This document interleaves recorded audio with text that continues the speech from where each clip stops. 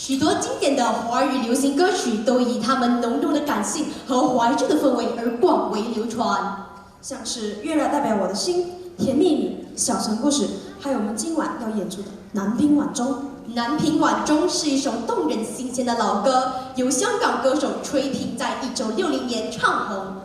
之后，罗文、徐小凤和费玉清等多位歌手也曾翻唱，令这首歌历久弥新。